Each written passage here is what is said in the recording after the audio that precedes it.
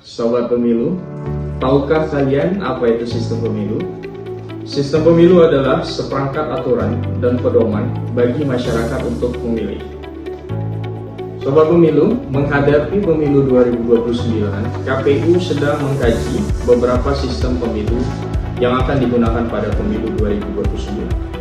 Seperti kegiatan yang baru-baru ini kami lakukan, kami membedah buku bersama Prof. Ismar Khalid, seorang matematikawan asal Amerika, di mana beliau menulis buku tentang Making Democracy Count: How Mathematics Improves Vote. Dalam buku tersebut, beliau menawarkan beberapa sistem pemilu yang sekiranya dapat bermanfaat di Indonesia. Sistem pemilu yang ia tawarkan adalah sistem pemilu yang sebelumnya populer di Amerika Serikat, seperti sistem distrik pluralitas. Artinya, pada sistem ini, setiap distrik itu diwakili oleh satu calon. Kedua adalah sistem proporsional terbuka atau plurality voting. Dalam sistem proporsional terbuka adalah sistem yang sebelumnya kita pakai pada pemilu 2024. Yang ketiga adalah single member district, artinya satu distrik itu satu wakil. Sistem ini sedikit kurang relevan karena tidak memperhatikan jumlah penduduk di dapil atau wilayah tersebut. Yang keempat ada sistem winner take all, artinya pemenang atau partai politik pemenang itu dapat mengambil seluruh alokasi kursi atau menjadi representasi dari wilayah tersebut. Yang kelima adalah sistem proporsional tertutup, di mana pada sistem ini masyarakat hanya memilih partai politik, sedangkan partai politik yang akan menetapkan calon tersebut.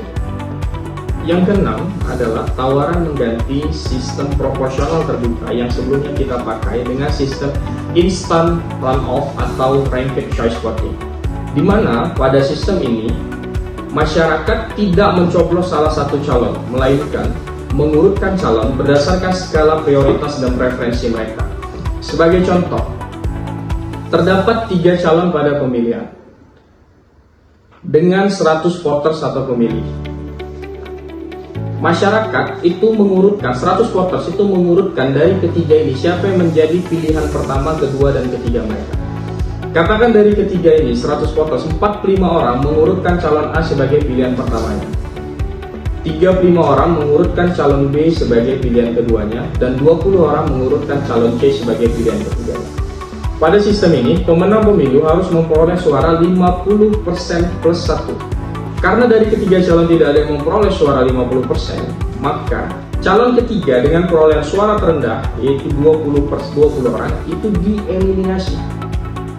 Setelah dieliminasi, petugas memperhatikan pilihan kedua dari 20 orang yang memilih calon C sebagai pilihan pertama mereka. Dari 20 orang yang memilih calon C sebagai pilihan pertama mereka, atau yang mengurutkan calon C sebagai urutan pertama mereka, ternyata 10 orang mengurutkan calon A sebagai urutan kedua mereka, dan 10 orang lagi mengurutkan calon B sebagai pilihan kedua mereka.